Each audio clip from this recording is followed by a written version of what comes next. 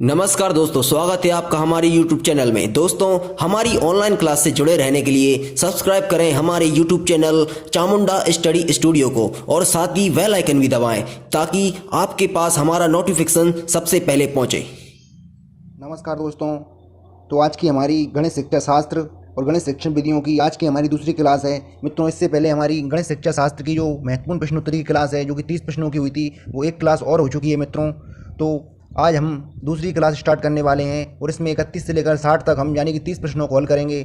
और मित्रों, यह प्रश्न अत्यंत ही महत्वपूर्ण है और मैं आपको प्रयास करूँगा कि आपको अच्छे से समझा पाऊँ और आशा करूंगा मित्रों कि आपको भी यह प्रश्न अच्छे से समझ में आएंगे। तो चलिए मित्रों, शुरू करते हैं आज का हमारा पहला प्रश्न। हमारा पहला प्रश्न है, अमूर्त एवं संगत संरचनाओं के अध्ययन का विषय निम्न में से किस विषय को कहा जाता है। दोस्तों, जो अमूर्त यानी कि जो दिखाई न दे एवं संगत संरचनाओं का जो अध्ययन होता है उसके रूप में किस विषय को जाना जाता है।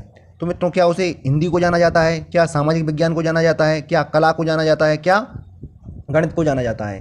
दोस्तों, इसका सही उत्तर जो होगा वह होगा गणित, क्योंकि गणित विषय ही एक ऐसा है जिसमें अमूर्त रूप से अध्ययन किया जाता है, यानी कि जो चीज़ अमूर्त होती है उसी के बारे में इसमें अध्ययन किया जाता है। तो उसका सही उत्तर जो होगा वह होगा गणित। चलिए मित्रों, अगला प्रश्न देखते हैं। अगला प्रश्न है हमारा कि गणित का पाठ्यक्रम में स्थान इसलिए महत्वपूर्ण है क्योंकि यह सहायक है।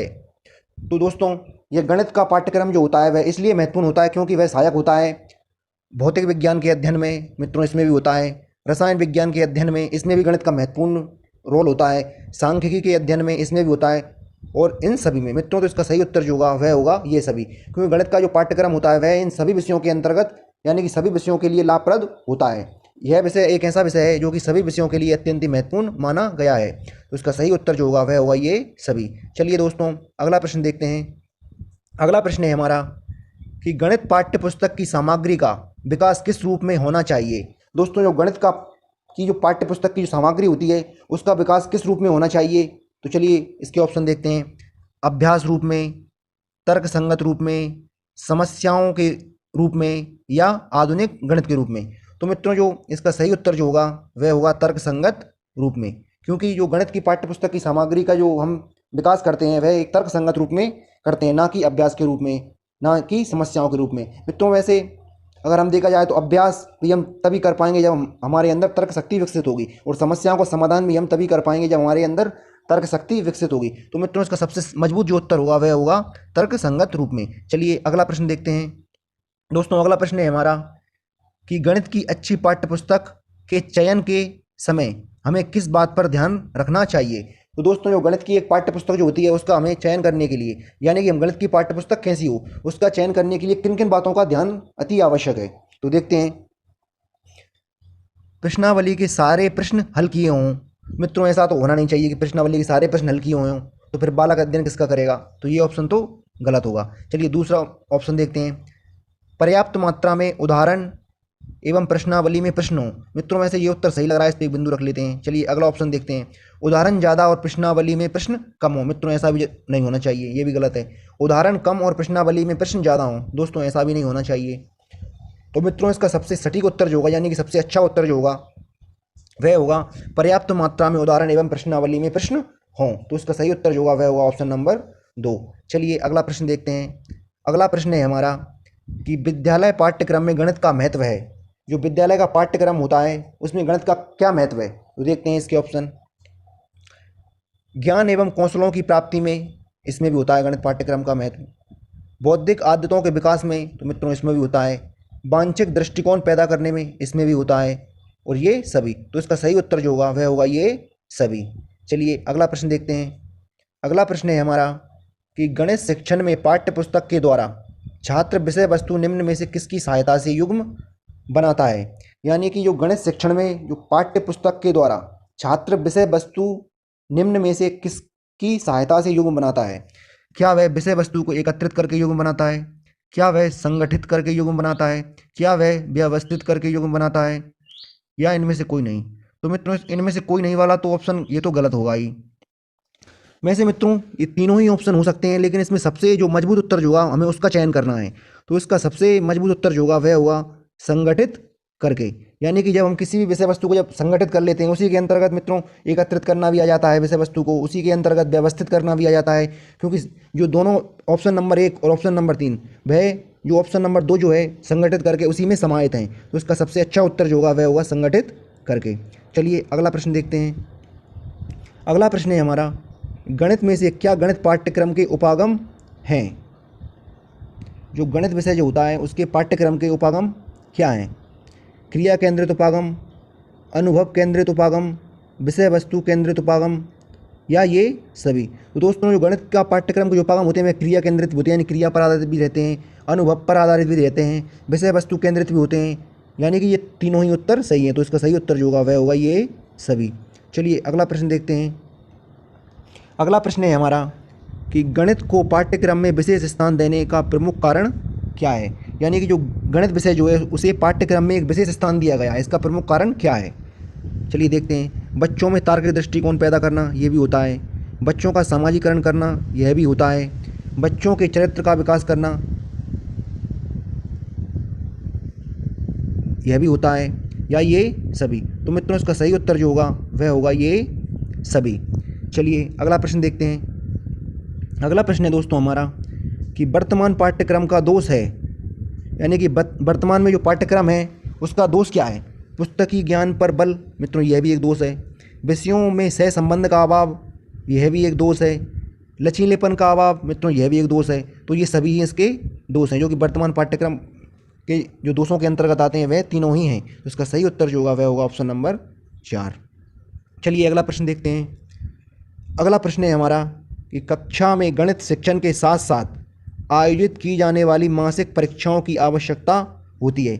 यानी कि जो कक्षा में जो कि विद्यालय में जो मासिक परीक्षाएं आयोजित की जाती हैं, यानी कि जो मासिक टेस्ट जो होते हैं वह किस लिए आयोजित की जाती हैं, यानी इनकी आवश्यकता क्यों पड़ती है? चलिए देखते हैं। छात्रों की कमजोरी दूर करने के लिए, छात्रों को वार्षिक परीक्षाएं उत्तीर्ण कराने के लिए, मित्रों ये तो कोई ज़रूरी नहीं है। फिर भी नीचे वाले देखते हैं। छात्रों को अधिक से अधिक अभ्यास कार्य करवाने के लिए, मित्रों ये ऑप्शन वैसे सही लग रहा है। फिर भी नीचे वाला देखते हैं। छात्रों की गणित विषय के प्रति रुचि बढ़ाने के लिए, मित्रों ये भी गलत है ऑप्शन इसका। जो छात्रों की कमजोरी दूर करने के लिए ऐसा भी नहीं है। छात्रों को वार्षिक परीक्षाएं उत्तीर्ण कराने के लिए ऐसा भी जरूरी नहीं है। मित्रों इसका सही उत्तर जो होगा वह होगा कि छात्रों को अधिक से अधिक अभ्यास कार्य करवाने के लिए। मित्रों जो मासिक परीक्षाएं जो आयोजित की जाती हैं, तभी अगर मासिक परीक्षाएं आयोजित नहीं की जाएंगी तो विद्यार्थी शिक्षा का जो बिल्कुल अभ्यास ही नहीं करेगा, यानी कि वह आलसी प्रवृत्ति का हो जाएगा। इसलिए मासिक टेस्ट यानी कि मासिक परीक्षाएं कराना अति आवश्यक है। तो इसका सही उत्तर जो होगा वह होगा ऑप्शन नंबर 3। चलिए अगला प्रश्न देखते हैं। अगला प्रश्न है हमारा, एक अच्छा गणितज्ञ होने के लिए खाली स्थान जरूरी है। यानी कि एक अच्छा गणितज्ञ व्यक्ति कब बन सकता है? चलिए देखते हैं। सभी अवधारणाओं को समझना, लागू करना और उनमें संबंध बनाना। मित्रों में से तो पहला ही ऑप्शन सही लग रहा है। फिर भी नीचे वाला देखते हैं। सवालों के उत्तर देने की तकनीक में निपुणता। मित्रों अगर एक शिक्षक हो या एक गणितज्ञ हो, अगर वह सवालों का सही से उत्तर देता है तो वह पूर्ण गणितज्ञ नहीं माना है। उसे गणित का ज्ञान तो होगा, लेकिन गणितज्ञ तभी होगा जब वह अवधारणाओं को समझे, विभिन्न प्रकार के सूत्रों का निर्माण करे या सूत्रों का चयन करे, तभी जाके वह एक पूर्ण गणितज्ञ बन सकता है। तो ये ऑप्शन तो उसका गलत होगा। अधिकतर सूत्रों को याद करना, मित्रों यह भी गलत होगा, क्योंकि सूत्र याद करने वाला कभी गणितज्ञ नहीं बन सकता। बहुत जल्दी सवालों को हल करना, मित्रों यह विशेषता भी एक गणितज्ञ की नहीं है।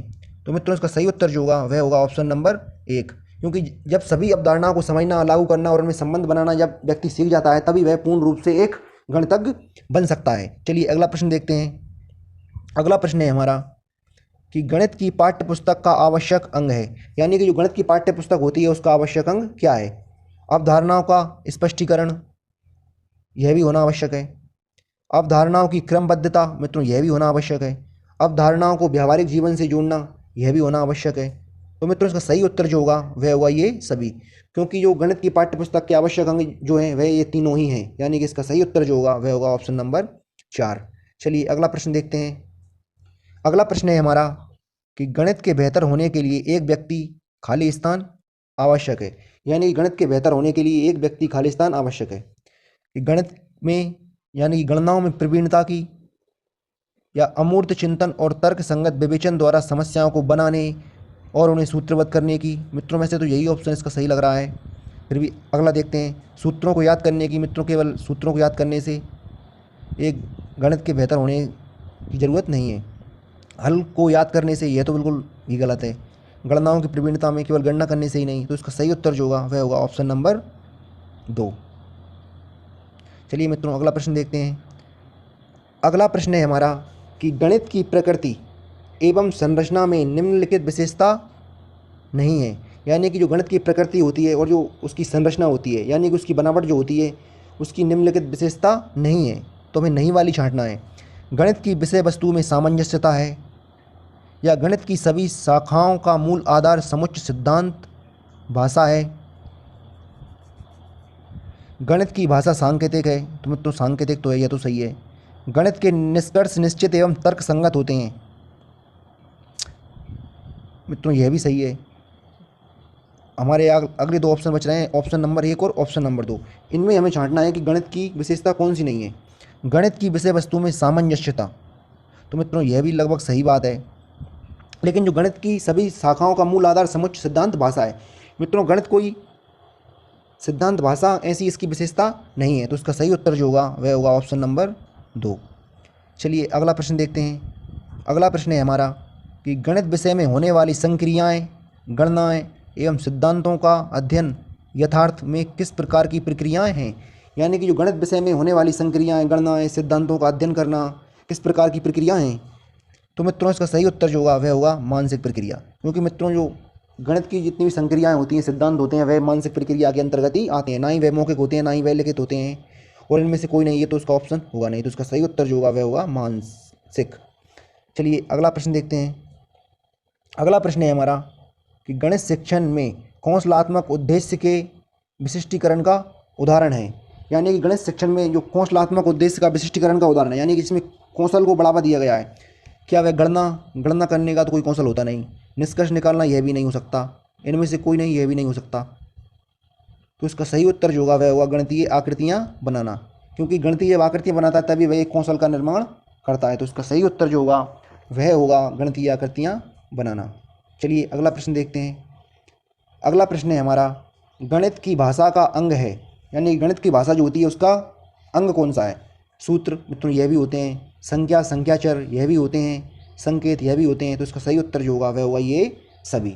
चलिए अगला प्रश्न देखते हैं। अगला प्रश्न है मित्रों हमारा कि गणितीय भाषा का स्वरूप है। यानी गणित की भाषा जो होती है उसका स्वरूप कैसा होता है। जोड़ यह भी होते हैं, घटाव यह भी होते हैं, गुणा यह भी होते हैं। तो उसका सही उत्तर जो होगा वह होगा ये सभी। चलिए अगला प्रश्न देखते हैं। अगला प्रश्न है हमारा कि गणित शिक्षण में गणितीय भाषा संबंधी समझ के विकास हेतु आवश्यक है। यानी कि गणित शिक्षण जो होता है, गणित शिक्षण में गणितीय भाषा संबंधी, यानी गणित की भाषा संबंधी समझ के विकास हेतु आवश्यक है। यानी कि गणित की भाषा में हमें समझ का विकास करना है, तो उसके लिए क्या आवश्यक है। चलिए देखते हैं मित्रों इसके ऑप्शन। गणित की क्रियाओं को क्रमबद्ध रूप से समझना। अगला ऑप्शन देखते हैं, विभिन्न दशाओं में गणितीय समस्याओं को समझना। यह भी हो सकता है मित्रों। प्रत्ययों को संकेतों में प्रकट करने को समझना। मित्रों यह भी हो सकता है। तो उसका सही उत्तर जो होगा वह होगा उपरोक्त सभी। क्योंकि गणितीय भाषा संबंधी समझ के विकास के लिए यह तीनों ही बिंदु अत्यंत ही महत्वपूर्ण हैं। तो उसका सही उत्तर जो होगा वह होगा उपरोक्त सभी। चलिए अगला प्रश्न देखते हैं। अगला प्रश्न है हमारा गणित शिक्षण में निम्नलिखित में, यानी गणित शिक्षण में गणित की भाषा का प्रमुख गुण है। यानी गणित की भाषा का जो प्रमुख गुण है वह क्या है। मित्रों शुद्धता भी एक इसका प्रमुख गुण है। यानी कि गणित में शुद्धता होती है, यह भी सत्य है। यथार्थता यह भी सत्य है। संक्षिप्तता यानी कि बहुत ही संक्षिप्त रूप में गणित का अध्ययन किया जाता है, यह भी सत्य है। तो उसका सही उत्तर जो होगा वह होगा ये सभी। क्योंकि ये सारे ही गुण एक गणित शिक्षण के होते हैं। चलिए अगला प्रश्न देखते हैं। अगला प्रश्न है हमारा कि बच्चों में गणित की भाषा का विकास करने के लिए, यानी कि बच्चों में हम गणित की भाषा का विकास करना है हमें, तो गणित शिक्षक में निम्न में से क्या गुण होना चाहिए। यानी कि ये गणित का जो शिक्षक होता है, जब उसे छात्रों में गणित भाषा का विकास करना है, यानी गणित की शिक्षा का विकास करना है, तो एक शिक्षक में कौन सा गुण होना अति आवश्यक है। चलिए देखते हैं। गणितीय उपकरणों को प्रयोग करने की क्षमता, यह गुण भी मित्रों जरूरी है। गणित कक्षा संचालन की योग्यता, यानी गणित की कक्षा का संचालन कैसे करना है उसकी योग्यता एक शिक्षक में होना अति आवश्यक है। तो यह गुण भी होना जरूरी है। विभिन्न शिक्षण विधियों का ज्ञान, यानी कि जब एक शिक्षक को विभिन्न प्रकार की शिक्षण विधियों का ज्ञान होगा, यानी कि हमें बालकों को कौन सी शिक्षण विधि का उपयोग करना है जिससे कि वह अच्छे से सीख सके, यानी कि शिक्षण विधियों का ज्ञान होना भी अति आवश्यक है। तो मित्रों यह तीनों ही गुण एक शिक्षक में होना बहुत ही जरूरी है। तो इसका सही उत्तर जो होगा वह होगा ऑप्शन नंबर 4। चलिए अगला प्रश्न देखते हैं। अगला प्रश्न है हमारा, गणित की भाषा एवं प्रकृति अन्य विषयों की अपेक्षा, यानी कि गणित की जो भाषा होती है और उसकी प्रकृति जो होती है वह अन्य विषयों की अपेक्षा क्या अधिक कमज़ोर होती है? ऐसा भी नहीं है। अधिक लचीली होती है? ऐसा भी नहीं है।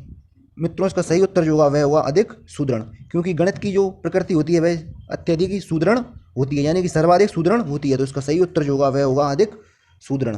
चलिए अगला प्रश्न देखते हैं। अगला प्रश्न है हमारा, गणित की भाषा का महत्व है, यानी कि जो गणित की भाषा जो होती है उसका महत्व क्या है? शारीरिक कौशल के विकास में, शरीर के कौशल के विकास में मित्रों ये तो होता नहीं है। संप्रेषण कौशल के विकास में यह भी नहीं होता।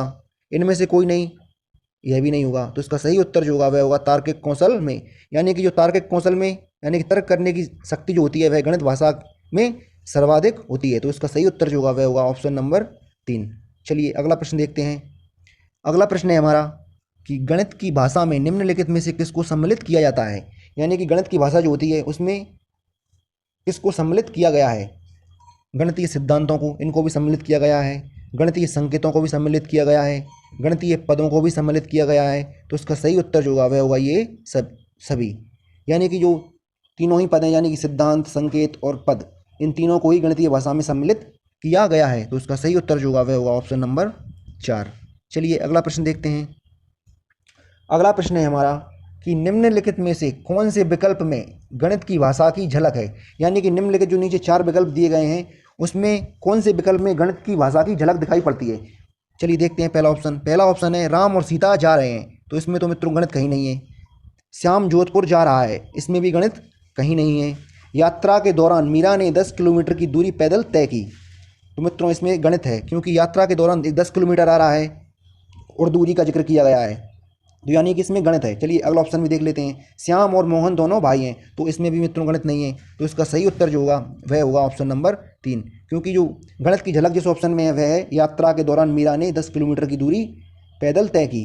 तो इसका सही उत्तर जो होगा वह होगा ऑप्शन नंबर 3। चलिए अगला प्रश्न देखते हैं।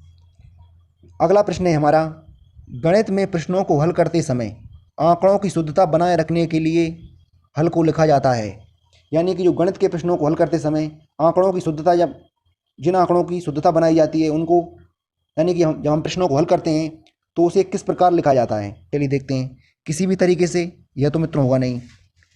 विशेष विधि के अनुसार विभिन्न चरणों में, मित्रों में से तो यही ऑप्शन इसका सही लग रहा है, फिर भी नीचे वाले देख लेते हैं।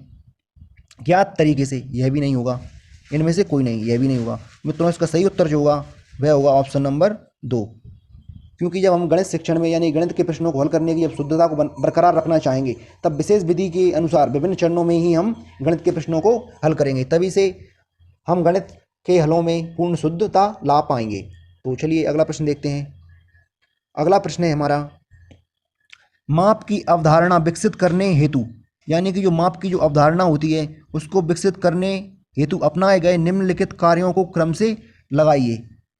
यानी कि मित्रों जो नीचे 4 ऑप्शन दिए गए हैं, यानी कि हम किसी भी चीज़ की माप करते हैं, यानी कि किसी भी चीज़ को मापते हैं तो उसका जो पहले नंबर पे कौन सा क्रम आएगा, दूसरे पे कौन सा आएगा, तीसरे पे कौन सा आएगा और अंतिम में कौन सा आएगा। चलिए पहला ऑप्शन देखते हैं इसका।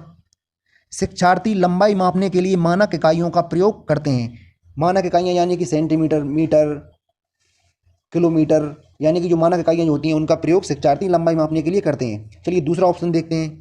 दूसरा ऑप्शन है कि शिक्षार्थी लंबाई मापने के लिए अमानक इकाइयों का प्रयोग करते हैं। मित्रों जो दूसरा ऑप्शन है वो पहले वाले ऑप्शन से पहले आएगा, क्योंकि जो अमानक जो इकाइयाँ जो होती हैं सबसे पहले एक शिक्षार्थी जो होता है यानी कि बालक जो होता है वह अमानक इकाइयों का ही प्रयोग करता है, यानी कि जो बीता, 1 हाथ, 2 हाथ या 1 बेंत, इन सब शब्दों का वह प्रयोग करता है। तो पहले ऑप्शन से पहले तो जो दूसरे नंबर वाला है वह इससे पहले आएगा, यानी कि जो बी वाला है वह ए से पहले आएगा, यानी कि ए तो बाद में आएगा। चलिए तीसरा ऑप्शन देखते हैं। शिक्षार्थी सरल अवलोकन द्वारा वस्तुओं को सत्यापित करता है, यानी कि सरल अवलोकन करता है कि यानी कि वह आंखों से देखकर ही एक पहले अनुमान लगा लेता है कि यह वस्तु छोटी है, यह बड़ी है, यानी कि कौन सी वस्तु बड़ी होगी, कौन सी वस्तु छोटी होगी। तो मित्रों जो बी से भी पहले जो ऑप्शन आएगा वह आएगा सी, यानी कि सबसे पहले एक शिक्षार्थी जो होता है वह अवलोकन करता है वस्तुओं को, यानी कि अपने नेत्रों के द्वारा देखकर ही वह एक अनुमान लगा लेता है कि यह वस्तु छोटी है और यह वस्तु बड़ी है। चलिए अगला ऑप्शन देखते हैं। शिक्षार्थी मीटर मेट्रिक इकाइयों के बीच में संबंधों को समझते हैं। यानी कि मित्रों जो शिक्षार्थी जो होता है, यानी कि वह जब अमानक इकाइयों और मानक इकाइयों के बीच में जब वह संबंध बनाने लगता है, यानी कि यह सबसे उच्च लेवल की प्रक्रिया हो जाती है। यानी कि यह ऑप्शन तो सबसे अंत में आएगा, यानी कि जो ऑप्शनों का क्रम जो होगा वह होगा CBAD। तो मित्रों यह कौन से ऑप्शन में है? तो मित्रों जो पहला वाला जो ऑप्शन जो है उसी में यह है कि CBAD, यानी कि सबसे पहले एक शिक्षार्थी जो होगा वह लंबाई को मापने के लिए अमानक इकाइयों का प्रयोग करेगा, उसके पश्चात वह मानक इकाइयों का प्रयोग, सॉरी मित्रों जो सबसे पहले वह होगा, यानी कि वह शिक्षार्थी जो होगा वह एक सरल अवलोकन द्वारा वस्तुओं को सत्यापित करेगा। यानी कि वह नेत्रों के द्वारा देखकर ही अनुमान लगा लेगा कि यह वस्तु बड़ी है और यह वस्तु छोटी है। जब वह यह अनुमान लगा लेता है तो उसको कंफर्म करने के लिए, यानी कि उसकी पुष्टि करने के लिए, तो वह अमानक इकाइयों का प्रयोग करता है, दूसरे नंबर पर जो करता है, यानी कि वह बीता से नापता है या हाथ से नापता है। तो तीसरे नंबर पर जो होगा वह मानक इकाइयों का प्रयोग करेगा, यानी कि लंबाई को सेंटीमीटर में मापेगा, मीटर में मापेगा या किलोमीटर में मापेगा। और जो सबसे अंतिम चरण जो होता है वह होता है शिक्षार्थी मीट्री मेट्रिक इकाइयों के बीच में संबंधों को समझते हैं, यानी कि जो यह सबसे एक उच्च लेवल की प्रक्रिया होती है। तो इसका सही उत्तर जो होगा वह होगा ऑप्शन नंबर 1। चलिए अगला प्रश्न देखते हैं। अगला प्रश्न है मित्रों हमारा कि एक शिक्षक शिक्षार्थी को दैनिक जीवन में गणित का अनुप्रयोग, यानी कि एक शिक्षक जो होता है जब शिक्षार्थी को दैनिक जीवन में गणित का अनुप्रयोग विषय के साथ साथ गणितीय जनरल पत्रिका तैयार करने के लिए बढ़ावा देता है, यह गतिविधि है। चलिए मित्रों इसके ऑप्शन देखते हैं। पहला ऑप्शन है इसका कि गणितीय संकल्पनाओं और उनके प्रयोगों में संबंध बैठाने और अपने ज्ञान तथा विचारों को साझा करने में शिक्षार्थियों की सहायता करना। मित्रों ऐसे तो उसका पहला ही ऑप्शन सही लग रहा है, फिर भी अगला देखते हैं। शिक्षार्थियों की गणित संकल्पनाओं की परीक्षा करना। मित्रों यह तो हो नहीं सकता, क्योंकि उसे दैनिक जीवन में, जब एक शिक्षक विद्यार्थी को दैनिक जीवन में गणित अनुप्रयोग यानी गणित के अनुप्रयोगों के बारे में जनरल एक पत्रिका तैयार करने के लिए बढ़ावा देता है, तो गणित संकल्पनाओं की परीक्षा तो लेना कोई ज़रूरी नहीं है। अपने ज्ञान और समझ को साझा करने के लिए शिक्षार्थियों को उपलब्ध, यानी कि जो अवसर होते हैं वह उपलब्ध कराना। मित्रों वैसे यह भी इसका उत्तर हो सकता है तीसरे नंबर वाला। चलिए अगला देखते हैं। गणित की समझ में शिक्षार्थियों की सहायता करना। मित्रों यह भी कोई ज़रूरी नहीं है। तो हमारे जो ऑप्शन बचे पहला और तीसरा, तो मित्रों इसमें सबसे मजबूत जो उत्तर होगा वह लगभग हमारा पहला होगा, क्योंकि जो एक समझ और साझा करने के जो अवसर प्रदान करेगा वह इसी के अंतर्गत, यानी कि जो पहला वाला ऑप्शन है इसी में जो है उत्तर समाहित है। तो इसका सबसे सटीक उत्तर यानी कि मजबूत उत्तर जो होगा वह होगा ऑप्शन नंबर 1। चलिए अगला प्रश्न देखते हैं। अगला प्रश्न है हमारा अंकगणित शिक्षण का उद्देश्य है, यानी कि अंकगणित जो होती है उसका शिक्षण में कैसा उद्देश्य है। दैनिक जीवन में कार्य हेतु, यह भी होता है मित्रों। मजदूरी एवं व्यवसाय हेतु, यह भी होता है। व्यावसायिक उपयोग हेतु, तो यह भी होता है। यानी कि इसका सही उत्तर जो होगा वह होगा ये सभी, क्योंकि अंकगणित का जो शिक्षण का जो उद्देश्य होता है वह ये तीनों ही होते हैं। यानी कि दैनिक जीवन में भी अंकगणित का प्रयोग जरूरी होता है। जब हम मजदूरी करते हैं या कोई व्यवसाय करते हैं तब भी अंकगणित, यानी कि हमें गणित के अंकों का ज्ञान होना आवश्यक है। व्यवहारिक उपयोग हेतु भी अंकों का ज्ञान होना आवश्यक है। तो उसका सही उत्तर जो होगा वह होगा ये सभी। चलिए अगला प्रश्न देखते हैं। मित्रों हमारा आज का अगला और अंतिम प्रश्न है जो कि हमारी गणित शिक्षा शास्त्र का है। चलिए इसको देखते हैं। गणित की सर्वप्रथम विकसित शाखा है। तो मित्रों जो गणित की सर्वप्रथम विकसित शाखा है वह है अंक गणित, क्योंकि अंक गणित ही मित्रों सबसे पहले पूर्ण रूप से विकसित हुई थी। तो इसका सही उत्तर जो होगा वह होगा अंक गणित। तो मित्रों यह हमारा आज का अंतिम प्रश्न था और मैं आशा करता हूँ कि आपको यह प्रश्न अच्छे से समझ में आए होंगे। और मित्रों यह प्रश्न अगर आपको अच्छे से समझ में आए हैं और वीडियो आपको पसंद आई है तो मित्रों वीडियो को लाइक करें, शेयर करें, कमेंट करें और हमारे चैनल चामुंडा स्टडी स्टूडियोज़ को सब्सक्राइब करना बिल्कुल भी ना भूलें।